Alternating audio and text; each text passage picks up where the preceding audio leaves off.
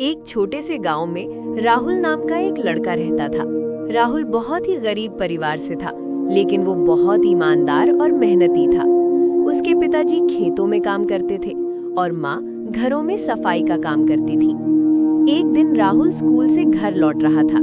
रास्ते में उसे एक बटुआ यानी पर्स मिला। उसने उसे उठाकर देखा तो उसमें बहुत सारे पैसे और कुछ जरूरी कागज थे।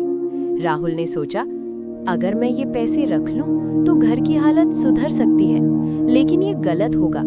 थोड़ी देर सोचने के बाद उसने तय किया कि वो बटुआ उसके असली मालिक को वापस करेगा।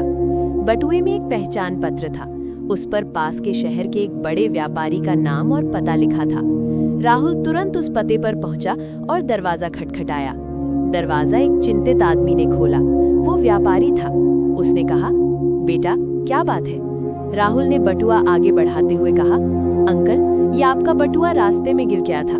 व्यापारी ने बटुआ खोला और देखा कि सारे पैसे और कागज सुरक्षित थे। उसकी आंखों में खुशी और हैरानी थी।